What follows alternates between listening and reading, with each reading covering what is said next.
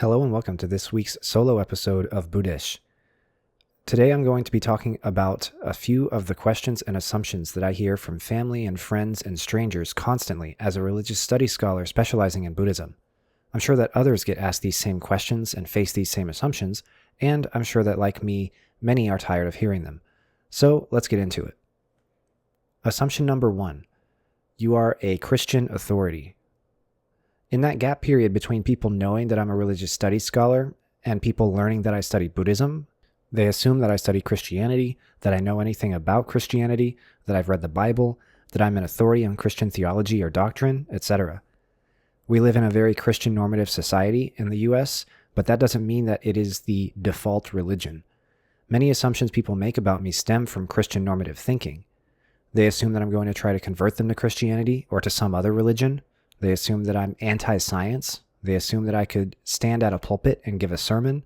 They assume that I must have fire and brimstone opinions about particular lines of the Bible or about any other religious text, etc. All of this stuff is 1000% not true. I can't give sermons. I can't quote Bible verses off the top of my head. I don't know most of the characters of the Bible. I believe wholeheartedly in scientific evidence and all that follows from it, and I don't believe that you're going to hell or that hell is even real. Most importantly out of all of these, I don't believe in Christianity at all. It comes down to the role that religion plays in my life. Religion plays a role in my life and in a preacher's life or a monk's life, but the difference between my life and their lives is that I observe religion from the outside, and a preacher or a monk does religion from the inside. They preach, they interpret, they lead religious people, and they perform religious services for the community. I watch, I read, I evaluate, I analyze, I seek and consider evidence, and I make arguments about what religious people, both living and dead, do when they do religion. I do not make any personal or value judgments that one religion is more capital T true than the other. I don't believe the claims of one religion or religious person more than I believe that of another. I believe that whoever made that claim believes it, and I believe that many who listen to that claim will believe it, or that their daily lives are affected by it. And I'm fascinated by all of that, but none of it applies to me. I seek to observe and study all of that, but I do not make or believe such claims. Imagine a person who studies a dead religion like Old Norse religion, the religion that believes in Thor and Odin and Freya and so on. There is a creator out there who is a leading expert on Old Norse language, religion, text, and culture named Jackson Crawford. His work actually inspired this show. I highly doubt that anybody asks him if he believes in the real actual existence of Thor or Odin. I doubt that people think he's a religious figure in Norse religion, the reason being that the religion is dead. I'm in the exact same position that he is. I study dead people. I study pre-modern texts and materials, and I make claims about those things in a university setting. I teach about those things in a university setting. However, the only difference is that people still do Buddhism, and nobody does Old Norse religion unless they are reviving it or rebooting it or remaking it in the modern era. The closest thing that happens in Old Norse religion is neo-pagan Norse revival stuff, which is inventing something new and modern, making use and interpreting and analyzing pre-modern materials. Assumption number 2. You must be a theologian. This is related to the previous assumption, and it stems from a misunderstanding of the nature of my job. The wide and inclusive definition of a theologian is somebody who is a figure within the formal organizational structure of a religious group who makes academic claims about that which that religious group deals with. The narrow definition of a theologian is a Christian who makes arguments about the nature of Christian God, belief, faith, etc. Theology, then, is an exclusively Christian endeavor. According to this definition, there is no such thing as Buddhist theology. Also, at the end of the day, my job is entirely different. As an academic, there is no assumption that I'm an inside member of the religious group that I study. There's no assumption about my religious identity at all. Furthermore, there's no requirement that I be religious to do what I do. Additionally, academia is greatly concerned with looking at things without ascribing personal opinions or value judgments to them. It is about observing things as they are, or at least how they present, and reporting about them, making arguments about them, and leveling certain analytical lenses or filters to them. It's about asking particular types of questions and answering them in a particular way. People who are members of their religious group will ask different questions and answer them in different ways. These questions will assume that there's already a level of belief or faith or identity with the religious group, and the way that they answer them will make use of texts, taking the claims that those texts make as being capital T true. This is not what I do. This is not what academics do. People who are not members of the given religion will look at it from the outside, and they won't ask questions that assume faith, assume identity, or assume anything like that. Here's an example of different types of questions. How do Christian people's interpretations or use of the Book of Psalms in ritual change over the course of history? This is an academic question. It assumes change over time. It assumes that people make use of a part of a religious text for a particular function or reason, and it does not assume that anything in the texts is true or not. It does not assume belief in the content of those texts. Also, this question relies entirely on tangible evidence to prove. You have to find evidence that the Psalms were used, or that they were used in particular ways that changed over time in order to make any arguments out of this question. Another question would be, are the Psalms true or not? This is a theological question. It assumes that it's actually possible for religious texts to contain capital T truth, and it assumes that there is any way to prove the answer that you come up with one way or the other. It doesn't acknowledge that these sorts of questions about what is or is not true are unprovable and unverifiable in any way, shape, or form. It does not acknowledge or assume the possibility of truth in any other text, religion, or culture as well. Also, when answering this question, are the Psalms true or not, you're not really making use of tangible evidence. You're usually making use of introspection and faith and belief and identity to come up with these answers. Question number 3 I get as a religious scholar studying Buddhism. You study religion, why don't you go to divinity school? If I had a nickel for every time some clown tried to talk me into applying to go to the University of Chicago Divinity School, I would be richer than God. This stems from a total misunderstanding of what the academic study of religion is, and it again has to do with Christian normative thinking. Theology is like a theoretical approach to understanding the Christian God, Christian faith, Christian belief, and so on. Divinity and divinity school is a more practical approach to understanding and doing Christian religion. A master's or a doctorate in divinity trains a person for a religious vocation in life. It's very similar to seminary school, but at a higher level. Many Christian preachers, priests, ministers, whatever they like to be called, go through seminary or some sort of initial training to preach or ministrate, and then will later go on through divinity school to have a much higher level at their church. None of this is to say that theologians in divinity school alums are not doing academic stuff. They will read their given religious text and they will make claims about what it means, how it is used, how it ought to be understood, etc. It's just that faith, belief, or identity with Christianity or with the religious group in question is a completely foregone conclusion. In fact, many divinity schools require you to have an active role with a church as a volunteer, a deacon, a youth minister, an elder, or something else like that. It's incredibly rare, potentially even impossible, for you to ever see a divinity program in the West that sets you up to be a Buddhist monastic. Your ticket to ride at those schools is faith or belief or identity with a religious group. And in almost every case, that is identity with Christianity. I believe I've made it clear that I don't have that identity. Assumption number 4. You study religion, so you must be able to offer me some sort of spiritual guidance. My response to this one is that I'm just a guy. If you're having some sort of religious, spiritual, or existential crisis, you should not seek me out just because I study religion. I can point you to what the Buddha says, but then you aren't seeking guidance from me, you're seeking it from Buddhism. My education, from a simple, practical perspective, trains me to be a secular educator, a non-fiction writer, and an expert on a particular topic or set of topics. I know that we have knocked the very concept of secularity on this show before, but we weren't knocking it on the grounds of thinking that everybody should be educated religiously and that everybody should be governed religiously. The stance of this show and everyone on it is that church and government, church and school, church and politics, church and politicians, church and the economy, etc. should all be separate.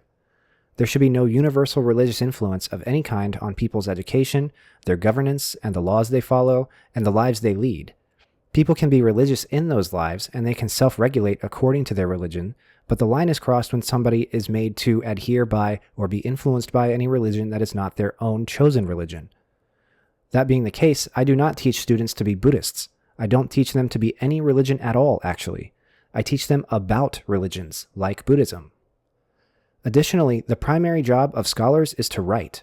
Scholars write in their language about whatever topic they study for a living, and those books and those journal articles are meant to present their original research on that topic. They're not making stuff up like fiction writers do, and they're not seeking to accomplish religious goals by doing this writing, like theologians or divinity school alums. Finally, scholars are trained to be an expert about something.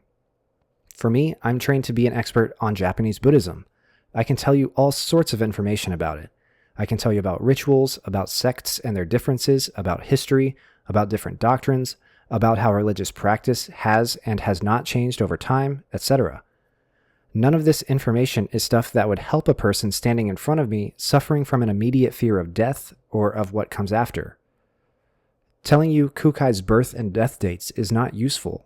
Telling you about how Kuroda Toshio's Kenmitsu Taisei theory does or does not hold up as a means of understanding medieval Japanese Buddhism does not help you if you have a real, immediate, existential, or spiritual crisis. Additionally, as part of my training as a writer, I can tell you how to write an academic paper. I can tell you how to make use of Chicago citation style.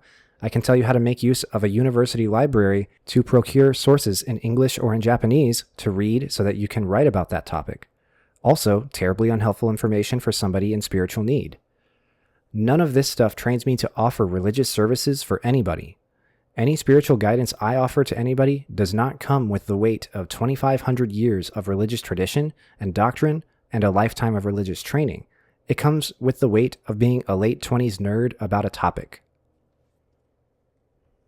Assumption number 5. You're a Buddhist studies scholar, so you must be a Buddhist or believe in Buddhism. This one bothers me because it would be ridiculous to ask this same question of anybody else in academia. You study ancient Greek religion? Oh, so you must believe in Zeus and Kronos. You study ancient Central Asian history? Oh, so you must be a Manichaean or a Zoroastrian. Would you ever ask this question or make this assumption about those types of scholars? No, you absolutely wouldn't. So why would you ask if I'm a Buddhist? There is an assumption at work here that works in two directions. One part of the assumption is that what you do for your job is who you are. This show, being staunchly anti-capitalist as it is, rejects the idea of your work being the totality of your identity.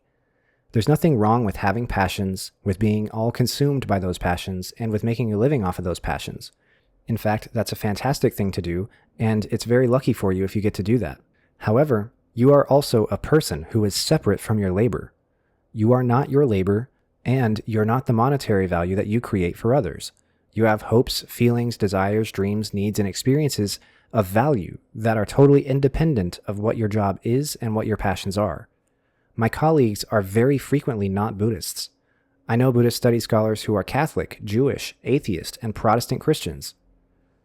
The other assumption is that religious belief is the primary factor in somebody's religious identity. What I mean is that in Protestant Christianity in the last 150 years, whether or not you believe in God and Jesus has become the defining factor for whether or not you're actually a Christian. In truth, belief is usually only a part of religious identity, and it's possible for religious identity to be way more than that. However, belief has become the Protestant way of defining the in-group and the out-group. For example, imagine if a person goes to church because all their friends are there. They can't say for sure if they believe that God and Jesus are real, or maybe they don't believe in them at all, but they draw value out of going to a place every week where all of their friends are. And because all their friends are there, they share a Christian identity with them. Many Christians would hear me say that and laugh and say, obviously that person's not a Christian at all because they don't believe in God. You can't be a Christian and not believe in God. That demonstrates that belief has become how we define religious identity in all cases. But if you ask people who identify with other religions if they believe that religion, many of them would either say no, they believe in science, or they would be confused by the question. However, those same people would tell you that they go to the Buddhist temple or to the Shinto shrine every year, every month, every week, or even every day. But since they don't believe in Buddhism, does that mean that they aren't Buddhists? Even if Buddhism plays a very active role in their lives? I don't think so. This introduces the question, What does it actually mean to believe in a religion? Is it where you think everything a religious text or person says is true all the time? Even self-identifying Christians aren't like that. They pick and choose texts and doctrines to believe all the time, and that's fully their right. Because belief is an individual experience that is regulated and mediated by the larger religious group, and because it is so hazily defined, I don't think it's actually a useful means of understanding religious identity in cases outside of these Christian groups. And it's absolutely not useful for understanding religious identity in Asia. So I don't believe in Buddhism. I think that Buddhist texts have interesting things to say, and I even think that a lot of the stuff they have to say is true. I think impermanence, dukkha, the value of compassion, emptiness, and causality are all true and real. But there's a lot of it that I don't believe. I don't believe in the real tangible existence of hungry ghosts, or of devas and asuras, or of pure lands and heavens that we reincarnate into. These are just examples. There are many more things I do believe in, and many more that I don't. So if we say religious identity is defined by belief, then I'm not a Buddhist at all. However, I go to my local temple every week, and I play an active role there in that community. Many of my friends are there. By that definition, I am a Buddhist. Am I really one or not? Who knows? But whether or not I believe in Buddhism, frankly, doesn't matter and is not related to the fact that studying Buddhism is my career path. Assumption number 6. You study Buddhism, so you must meditate. I have 3 problems with this one. First off, can you actually define meditation? I ask people this, and they say, oh, it's where you sit and calm your mind. Okay, well, how do you explain walking meditation? There's no sitting in walking meditation. Furthermore, that's an explanation of how you do it, but that's not what it is. You have to define something in its own terms, not in terms of how it's done. And then people say, okay, well, it's a state of peace of mind and concentration. And my response is usually, oh, like when I'm watching a really good movie and I'm totally zoned into what's happening and not thinking about anything else. People say, no, watching a movie isn't meditation. Meditation has to be quiet. And my response is, how do you explain chanting meditation, where people sit and chant a sutra or a mantra over and over again? The point of this is that it is actually quite hard, nigh impossible, to really define the term meditation. It's important that I note here that the word meditation originates in the West. The Buddha never says meditation or anything like it in any of his sermons. It comes from the Latin word meditatio, and it's actually a Catholic practice of contemplating God. It has been imposed onto Buddhism because Western scholars could not understand in the past that Buddhist practice was simply nothing like any Christian practice they had ever seen before. When we refer to meditation in Buddhism, we're applying a familiar Christian term to an unfamiliar Buddhist practice. In Buddhism, there are many, many types of what we call meditation. Just in Sanskrit alone, we can identify Vipassana, Samatha, and Jhana practice, and these practices get elaborated on and added to in Tibetan, Chinese, Japanese, and Korean Buddhism. In English, we just look at all of that variety and call it one thing, meditation, and that makes us think that all Buddhist practice is quiet, solitary sitting when it really isn't. It is used so colloquially and so broadly and so vaguely in English that the word meditation almost has lost all concrete meaning to speak of. This brings me to my next issue with this assumption. By the colloquial definitions of meditation that I get from people all the time, then that would mean everybody meditates all the time. If it's a state of peace of mind and concentration, then you do it while you're driving. You do it while you're doing something you enjoy. You do it when you're listening to music or watching a good movie. You do it when you're eating good food, when you're with good friends, when you're pooping, when you're in the shower, etc. Everybody meditates very frequently, and they just don't process it or think of it as meditation because they have this image in their heads that meditation is sitting lotus style in an incense-filled room with your eyes closed and your middle fingers and your thumbs touching and chanting Om. So yes, I meditate, but I don't do any of that stuff I just mentioned. I don't sit in a quiet incense-filled room and chant the Heart Sutra over and over again. I meditate when I play guitar, when I script for this show, when I hike in nature, when I'm reading about Buddhism. There's nothing Buddhist or ritualistic about this kind of meditation. This brings me to my third issue with this assumption. Most people assume this because they think meditation is the core, central practice of Buddhism. They think this because the line between meditation and Christian-style prayer is very hazy and poorly defined, And so because prayer is the primary thing in Protestant Christianity, meditation must be the primary thing in Buddhism. Protestants understand prayer as an individualized, solitary, ritualized communion with God, and they think meditation is an individualized, solitary, and ritualized communion with the Buddha. However, that's not the case.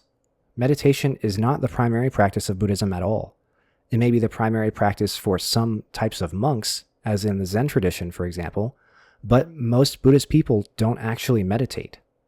So what do they do more than they meditate? They visit temples and make offerings to images and icons of the Buddha and Bodhisattvas, and donations to the temple itself.